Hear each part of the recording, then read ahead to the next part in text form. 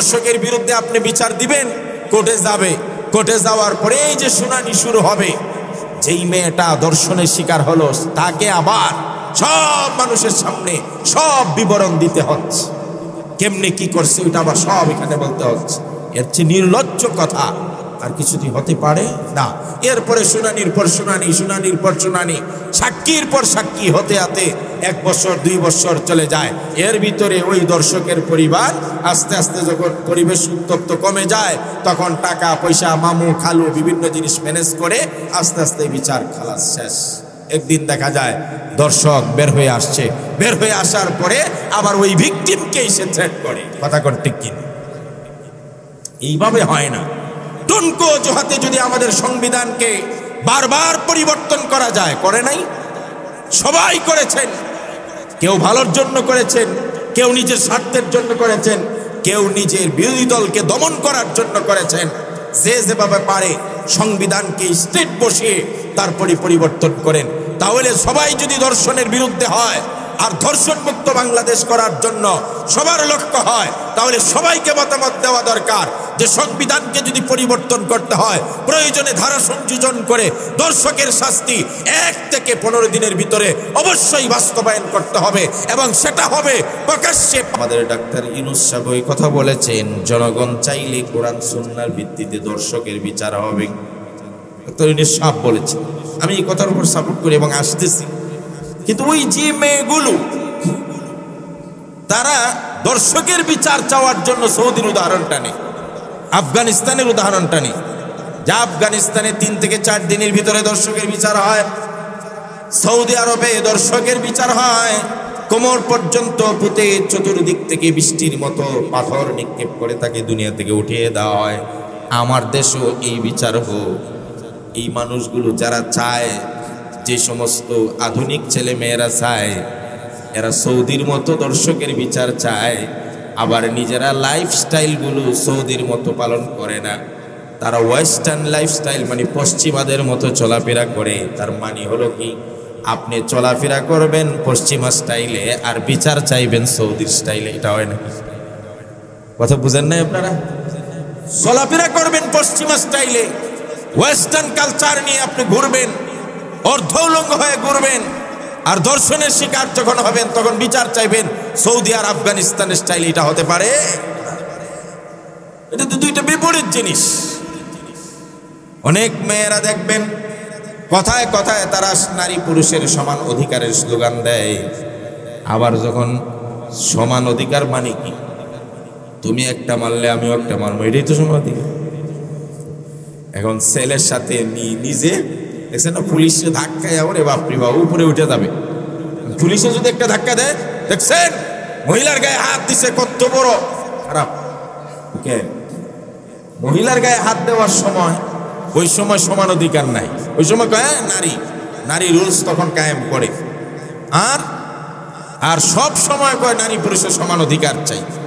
এই যে বিমাতা সুলভ আচরণ, দ্বিমুখী নীতি, এইভাবে দেশ আসতে পারে না। তো ডক্টর ইউনূস সাহেব যে কথা বলেছেন, এই কথায় ফিরে আসি। জনগণ চাইলে কোরআনের আইনে দর্শকের বিচার আমরা করতে পারি। আসলে উচিত ছিল যেই পাশবিক নির্যাতনে ছোট্ট মেয়েটা দুনিয়া থেকে বিদায় নিল, তাকে দাফন করার আগে আগে বাপ বেটাকে একই রশিতে প্রকাশ্যে ফাঁসি দিয়ে কবরস্থ করা। কথা বলেন ঠিক কিনা? আমার দেশে দর্শকের বিচার হবে কি? 6 মাস 6 বছর চলে যায়, একটা বিচারও আলোর মুখ দেখে না। যে কারণে দর্শকরা দিন দিন সাহস বেড়ে যায়। বিচার তো হয়ই না, বিচার তো হয়ই না। সুপ্রিয় ভাইয়েরা আমার, এই দর্শনগুলো কেন হচ্ছে, এই পাশবিক নির্যাতনগুলো কেন হচ্ছে, কয়েকটা কারণ যদি আমরা সামনে রাখি এবং এগুলা যদি প্রতিকার না করা যায়, সরকার পরিবর্তন হবে, দর্শক পরিবর্তন হবে না। দর্শন বন্ধ হবে না, হয়তো দর্শনকারীর চেহারা পরিবর্তন হবে। আজকে একজনে করছে তো কালকে আরেক দলে করবে। সরকার পরিবর্তন হতে পারে, দর্শন বন্ধ হবে না। যদি আপনাদের দেশ এবং সমাজ থেকে এই অন্যায় পাশবিক কাজগুলোকে সরাইতে হয়, তাহলে কয়েকটা কাজ করতে হবে। পূর্ব প্রস্তুতি স্বরূপ 1 নম্বরে, এই সমাজে বিয়েকে সহজ করে দিতে হবে। কথা বলেন ঠিক কিনা? বিয়াকে কঠিন করছি আমরা, যে বিয়ে আমরা কঠিন করছি বিয়াকে দিন দিন। ছেলের বিয়ে করানোর সময় ছেলের বাবা আর ছেলের পক্ষের লোকেরা, মা চাচা চাচি, এরা ঠিকই যৌতুকের সময় জন্য হাহাকার করে। দেখেন আমাদের দুই নীতি, দ্বিমুখী নীতির অবস্থা দেখেন। ওই যে আগে বললাম দর্শকের বিচার চায় সৌদি স্টাইলে, আর চলাফেরা করে পশ্চিমা স্টাইলে, আমেরিকা স্টাইল। ঠিক এখানেও দেখেন দ্বিমুখী নীতি। কি আজব ঘটনা! ছেলেকে যখন বিয়ে করায় তখন মা, মেয়ে, বাবা সবাই মিলে বলে আমাদের এত এত এত এত যৌতুক লাগবে, মোটর সাইকেল লাগবে, এই লাগবে, এই লাগবে, ফ্রিজ লাগবে, মালামাল লাগবে, কত কিছু লাগবে। আবার ওই বাবাটাই যখন মেয়ে বিয়ে দিতে চায় তখন আফসোস করে আমাদের সমাজ কত নিচে নামছে, যৌতুক ছাড়া মেয়ে বিয়ে দেওয়া যায় না। কি কথা বলেন না? ওই বেটাই নিজের মেয়ের বিয়ার সময় যৌতুকের কাহিনী টানে, আর নিজের ছেলের বিয়ার সময় যৌতুক বিরোধী কোনো কথা বলে না, তখন উৎসাহ দিয়া যৌতুকগুলো খায়। কথা বুঝতেছেন না আপনারা? এই জন্য এই সমাজে যৌতুক মুক্ত বিয়ের ব্যবস্থা করতে হবে। আজকের ইয়াং সমাজরা, ইয়াং যুবকরা কি কাজ করবে এটাই আমরা খুঁজে পাই না। প্রত্যেকটা মহল্লায় ঘুরে ঘুরে কোন মেয়েটা অসহায়, বিধবার কোন মেয়েটার বিয়ে হচ্ছে না, যৌতুক মুক্ত বিয়ে দিয়ে সমাজকে যৌতুকের অভিশাপ থেকে যদি মুক্ত করা যায়, বিয়েটাকে যদি সহজলভ্য করে দেওয়া যায়, তাহলে এই দেশে ধর্ষণ অনেকাংশে কমে যাবে। রাসূল করিম সাল্লাল্লাহু আলাইহি ওয়াসাল্লাম বলেছেন, যেই বিয়েতে যত খরচ কম হবে ওই বিয়ে ঠিকবে ভালো, এবং ওই বিয়ের মধ্যে বরকত হবে বেশি। সুবহানাল্লাহ। আর আমরা মনে করি বিয়ে টিকানোর জন্য মোহর যত বেশি ধরা যাবে আর যৌতুক নিয়ে জাঁকজমকপূর্ণ খরচ করে যত বেশি বিয়ে করা যাবে সেটা টিকবে বেশি।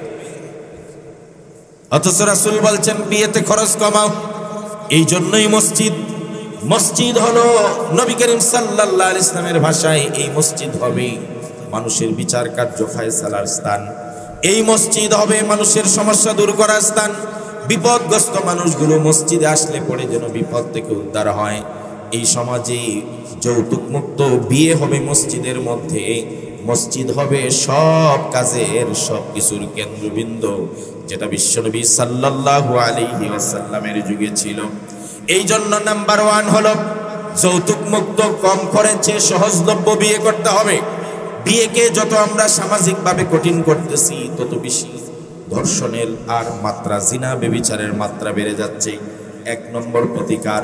2 নম্বর প্রতিকার হলো খারাপ ওয়েবসাইটগুলো। সরকার যদি সত্যি ধর্ষণ বন্ধ করতে চায়, এইভাবে ধর্ষণের 2-1টা ফাঁসি দিয়ে দিলেই ধর্ষণ কমে যাবে না। আপনাকে যেখান থেকে ধর্ষণের মন মানসিকতা তৈরি হয়, ওই খারাপ ওয়েবসাইটগুলোকে, আপনি পর্নো ভিডিওগুলোকে সেখান থেকে সরিয়ে দিতে হবে। বাংলাদেশে সেটা বন্ধ করে দিতে হবে। ইতিমধ্যেই এই ধরনের একটা আলোচনা সরকার করছে যে পর্নোগ্রাফির যত লাইন আছে আর খারাপ ভিডিওর যত ওয়েবসাইট আছে সবগুলো যেন বন্ধ করে দেওয়া হয়। যদি ওইগুলা চালু থাকে সারা রাত এগুলো দেখে দেখে মগজ খারাপ হবে। এবার নিজের মাকে ধরবে না, বোনকে ধরবে, ছোট ধরবে না, বড় ধরবে, তার মাথা নষ্ট হয়ে যায়। আপনি কোথায় ফিরাইবেন? কাকে ফিরাইবেন? কাজের মেয়ে, ছোট বড় বয়স্ক 80 বছরের বৃদ্ধা থেকে 8 বছরের শিশু পর্যন্ত রেহাই পাবেন, কারণ তার তো মগজ উতলায় রয়েছে। সে সারা রাত এই পর্নো ভিডিও দেখছে, ওয়েবসাইটে ঘুরতে ঘুরতে তার মাথা খারাপ। সুতরাং যদি এই সমস্ত পাশবিক এই কাহিনীগুলো বন্ধ করতে হয়, তাহলে আপনার এই নীল ভিডিও, পর্নো ভিডিও এবং খারাপ ওয়েবসাইট সব বন্ধ করতে হবে।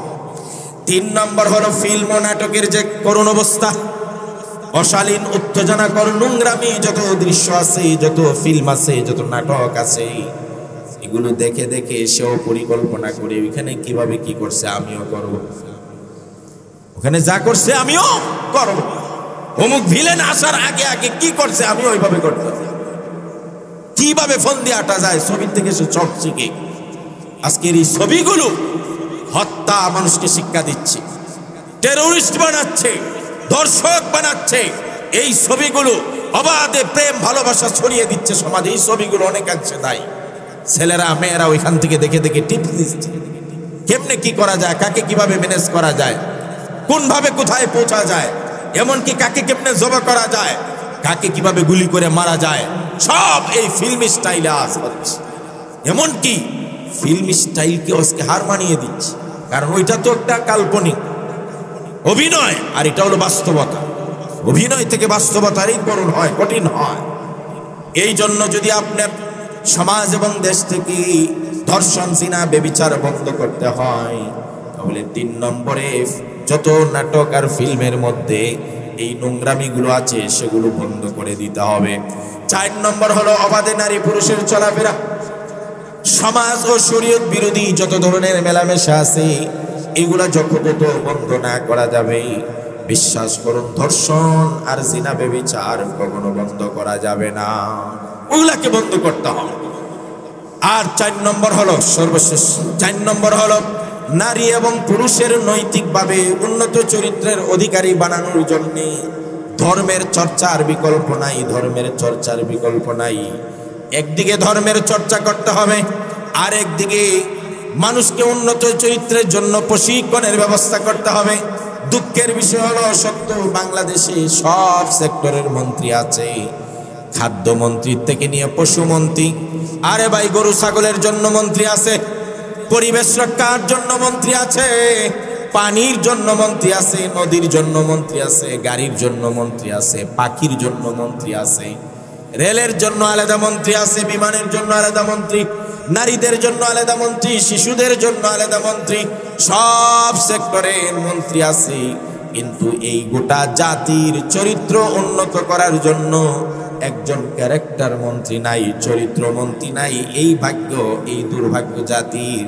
এই জন্য জাতির চরিত্র নিয়ে কেউ কোনোদিন চিন্তা করে না, খালি চিন্তা করে জাতি কেমনে খাবে, জাতি কেমনে সুন্দর হবে, জাতি কিভাবে ছবি বানাবে, জাতি কিভাবে রেলগাড়িতে চড়বে। আরে ওই জাতির উন্নত চরিত্রের জন্য একজন চরিত্রমন্ত্রী আর একটা সেক্টর থাকা দরকার। এই মন্ত্রণালয়ের মানুষগুলো যুব সমাজের চরিত্রের প্রশিক্ষণ দিবে, বিভিন্ন জায়গায় গিয়ে তাদেরকে পরকালের জবাবদিহিতার কথা শুনিয়ে বিভিন্নভাবে তাদেরকে মানসিকভাবে সৎ মানুষে রূপান্তর করার জন্য ওই চরিত্র মন্ত্রণালয় কাজ করবে। এটা যতদিন না হবে ততদিন পর্যন্ত মানুষকে ধর্ষণ ব্যভিচার থেকে কিছুতেই রক্ষা করা যাবে না। 5 নম্বরে জিনাকারী পুরুষ ও নারীর দ্রুত শাস্তির, দৃষ্টান্তমূলক শাস্তির ব্যবস্থা করতে হবে। যত বেশি এই আজকের বাংলাদেশে কত মানুষের কথা বলে, আমাদের সংবিধানে তো এইভাবে বিচার নাই 3-4 দিনে বিচার করার। আমাদের সংবিধানে ওই যে আগে বলছিলাম ব্রিটিশের রেখে যাওয়া বস্তা পচা মূলনীতি দিয়ে সংশয় চলে আদালত আর বিচার ব্যবস্থা। এই জন্য দর্শকের শাস্তি হয় না। দর্শকের বিরুদ্ধে আপনি বিচার দিবেন, কোর্টে যাবে, কোর্টে যাওয়ার পরে এই যে শুনানি শুরু হবে, যেই মেয়েটা ধর্ষণের শিকার হলো তাকে আবার সব মানুষের সামনে সব বিবরণ দিতে হচ্ছে, কেমনে কি করছে ওইটা আবার সব এখানে বলতে হচ্ছে। এর চেয়ে নির্লজ্জ কথা আর কিছুদিন হতে পারে না। এরপরে শুনানির পর শুনানি, শুনানির পর শুনানি, সাক্ষীর পর সাক্ষী হতে হতে 1 বছর 2 বছর চলে যায়। এর ভিতরে ওই দর্শকের পরিবার আস্তে আস্তে যখন পরিবেশ উত্তপ্ত কমে যায়, তখন টাকা পয়সা, মামু খালু বিভিন্ন জিনিস ম্যানেজ করে আস্তে আস্তে বিচার খালাস শেষ। একদিন দেখা যায় দর্শক বের হয়ে আসছে, বের হয়ে আসার পরে আবার ওই ভিকটিমকেই সে থ্রেট করে। কথা কর ঠিক কিনা? এইভাবে হয় না। টনক অজুহাতে যদি আমাদের সংবিধানকে বারবার পরিবর্তন করা যায়, করে নাই? সবাই করেছেন, কেউ ভালোর জন্য করেছেন, কেউ নিজের স্বার্থের জন্য করেছেন, কেউ নিজের বিরোধী দলকে দমন করার জন্য করেছেন। যে যেভাবে পারে সংবিধানকে স্টেট বসিয়ে তারপরে পরিবর্তন করেন। তাহলে সবাই যদি ধর্ষণের বিরুদ্ধে হয় আর ধর্ষণ মুক্ত বাংলাদেশ করার জন্য সবার লক্ষ্য হয়, তাহলে সবাইকে মতামত দেওয়া দরকার যে সংবিধানকে যদি পরিবর্তন করতে হয়, প্রয়োজনে ধারা সংযোজন করে ধর্ষকের শাস্তি 1 থেকে 15 দিনের ভিতরে অবশ্যই বাস্তবায়ন করতে হবে, এবং সেটা হবে প্রকাশ্যে পাথর ছুঁড়ে জনগণের সামনে কোরআনের আইন দ্বারা। কথা বলে ঠিক কিনা? তাহলে দেখবেন এইভাবে ধর্ষণ বন্ধ হবে। আর না হলে দিনের পর দিন যাবে, এক আসিয়া যাবে আরেক আসিয়া তৈরি হবে, এক দর্শক চলে যাবে আরো 10 দর্শক তৈরি হবে। এই হলো 5টা মূলনীতি ধর্ষণগুলো এই দেশ থেকে বন্ধ করার। সর্বোপরি আমরা তার বিদেহী আত্মার মাগফিরাত কামনা করছি এবং জালিমদের দ্রুত বিচার সরকারের কাছে আমরা দাবি জানাচ্ছি। সুপ্রিয় ভাইয়েরা আমার, আজব দেশ তো, আজব দেশের আজব কথা শোনাই, আপনারা আশ্চর্য হবেন। আপনারা এতিমখানায় গরিব পাওয়া যায়, গরিব বাবার সন্তানদের পাওয়া যায়, কিন্তু ধনীদের সন্তানদেরকে এতিমখানায় পাওয়া যায় না। তাহলে গরিব বাবা তার ছেলে মেয়েকে পড়ালেখা করাইতে পারে না বিদায়, খাওয়া খরচ চালাইতে পারে না বিদায় এতিমখানায় দেয়। আর ধনীর বাবা প্রশ্নই ওঠে না, আমার ছেলে থাকবে দুধে ভাতে, তাকে মাথায় রাখা যাবে না, ওখানে খেয়ে ফেলবে, নিচে রাখা যাবে না, সব পিঁপড়ায় খাবে। কিন্তু আশ্চর্যের বিষয় হলো, যেই ছেলেটা এতিমখানা বড় হয়েছে, হিসাব ছিল বড় হওয়ার পরে বাবাই যেমন সন্তানকে অসহায়ত্বের কারণে টাকা পয়সার অভাবে সন্তানকে দিছে কোথায়? এতিমখানায়। বড় হওয়ার পরে ওই এতিম ছেলের অথবা এই গরিব অসহায় ছেলের মা এবং বাবাদেরকে বৃদ্ধাশ্রমে পাওয়ার কথা ছিল। কথা বলে ঠিক কিনা? যে বাবা মা অসহায় দেখে আমাদেরকে এতিমখানায় দিছে, এবং আমরাও বড় হয়ে আমরাও টাকা পয়সা নাই, আমার মা বাবারে কোথায় দিব? বৃদ্ধাশ্রমে দিব। কিন্তু কাহিনী হয় উল্টাটা। এতিমখানায় যেমন ধনীর সন্তানদেরকে পাওয়া যায় না, বৃদ্ধাশ্রমে কোনো অসহায় ছেলে মেয়ের, গরিবের ছেলে মেয়ের বাবাকে পাওয়া যায় না। ওইখানে পাওয়া যায় বড় বড় লোকের সন্তানের বাবাদের। এটাই আজব দুনিয়া, এটাই আজব দুনিয়া। তার কসম, সন্তানকে নৈতিক শিক্ষা দেন, দ্বীনি শিক্ষা দেন, আদর্শ সন্তান বানান, আর না হলে আপনি আমার জন্য ভয়ঙ্কর পরিস্থিতি রয়ে গেছে, কন্ট্রোলের বাইরে চলে যাবে সন্তান। সেদিন শুধু আমরা আফসোস করেই যাব। আরেকটা আজব কাহিনী শুনে দেখেন। এই রমজান মাসে আল্লাহ রাব্বুল আলামিন আমাদেরকে খানার কন্ট্রোল করতে বলেছেন, আমরা কিন্তু হারাম বর্জন করি না। আল্লাহ বলছেন সুদ খাও না, আমরা সুদ খাই। আল্লাহ বলছেন ঘুষ খেও না, আমরা ঘুষ খাই। আল্লাহ বলছেন মদ খেও না, আমরা মদ খাই। ডাক্তার যখন বলে একজন মানুষকে হালাল জিনিস আপনি খেতে পারবেন না, বলে না? কোন ডাক্তার কি হারাম জিনিস নিষিদ্ধ করে? কথা বলেন না। কোন ডাক্তার প্রেসক্রিপশনে লেখে শুকরের গোশত খাওয়া যাবে না, কারণ ডাক্তার জানে এটা তো হারাম, এমনি খাবে না। ডাক্তার কি লেখে? গরুর গোশত খাওয়া যাবে না। গরুর গোশত হালাল না হারাম? হালাল। গরুর গোশত হালাল, ডাক্তার লেখলো গরুর গোশত খাওয়া যাবে না। ইলিশ মাছ সবচেয়ে স্বাদের মাছ, জাতীয় মাছ, ডাক্তার লেখছে আপনার শরীরে যে অ্যালার্জি, ইলিশ খাওয়া। ডাক্তার বলছে আপনার হাই প্রেসার, ডিম খাওয়া যাবে না। আমরা হালাল গরু খাওয়া ছেড়ে দেই। ডাক্তার বলছে স্বাস্থ্য ঠিক রাখার জন্য, এই চামড়া আর গোশত আর শরীরটা ঠিক রাখার জন্য। ডাক্তার বলছে এটা খাবেন না, বাধা দিছে। গরুর মাংস খাই না, মুরগি ডিম খাই না, ইলিশ মাছ খাই না, এমনকি দুধ খাই না। আর আল্লাহ বলছেন সুদ খেও না, আল্লাহ বলছেন ঘুষ খেও না, আল্লাহ বলছেন ইয়াবা খাইস না, আল্লাহ বলছেন মদ খাইস না।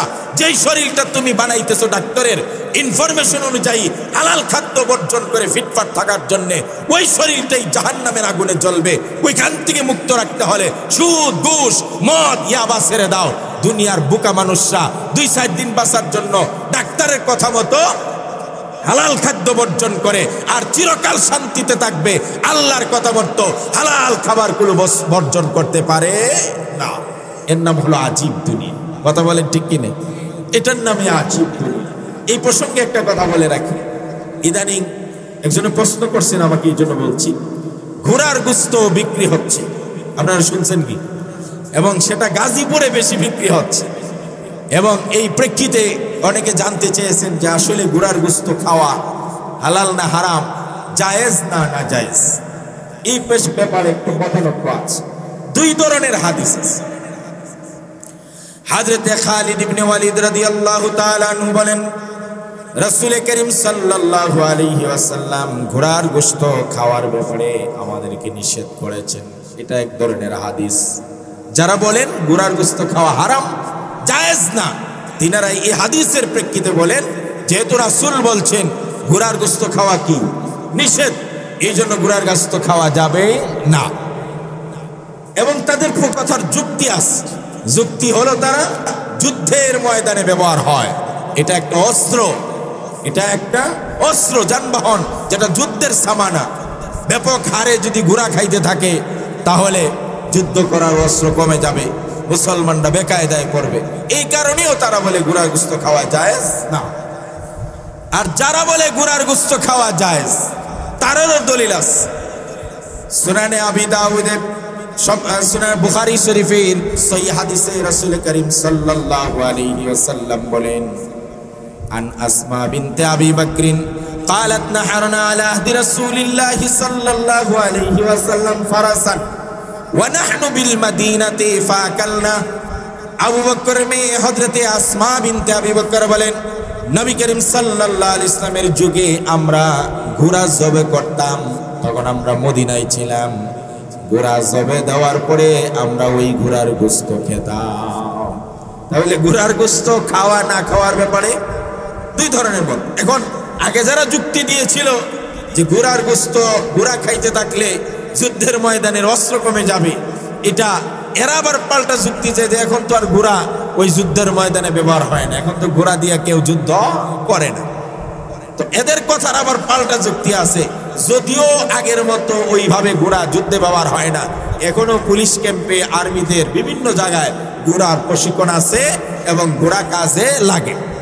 মোট কথা এই মতানৈক্য যুক্তি পাল্টা যুক্তি দেওয়া যাবে ফতোয়ার কিতাবে। এই সার্বিক আলোকে আপনাদেরকে এই মতানৈক্যের কথা শোনাইলে আরো 2-3 ঘন্টা শোনানো যাবে।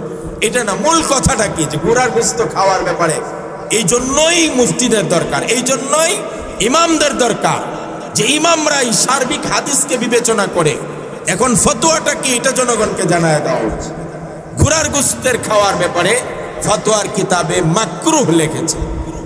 ফতোয়ার কিতাবে 2টি কারণে মাকরুহ লিখেছে। 1 নম্বর হলো ওই যে যুদ্ধের ময়দানে ঘোড়ার অস্ত্র হিসেবে ব্যবহার হয়। 2 নম্বর হলো ঘোড়া একটা সম্মানিত প্রাণী, যেটার ব্যাপারে প্রকাশ্যে নবী করিম সাল্লাল্লাহু আলাইহি ওয়াসাল্লাম কথা বলে নাই যে ঘোড়ার গোশত তোমরা খাও। সুতরাং সার্বিক বিবেচনায় ঘোড়ার গোশত খাওয়া মাকরুহ, তবে হারাম না। কারণ একটা জিনিসকে হারাম করতে হলে প্রকাশ্যে কোরআনের আয়াত অথবা ডিরেক্টলি বলতে হবে যে এটা হারাম। যেমন বলা হয়েছে মরা গরুর গোশত হারাম, কোরআনের আয়াত আছে। মদ খাওয়া হারাম, প্রকাশ্যে নজ আছে। এই আকারে ইঙ্গিতে এই সমস্ত কথা দ্বারা কোনো হালাল প্রাণীকে ডিরেক্ট হারাম করা যায় না। সুতরাং ডাইরেক্টলি হারাম বা না জায়েজ ঘোড়ার গোশত এটা বলা যাবে না। মুফতিরা বলেছেন এটা খাওয়া মাকরুহ।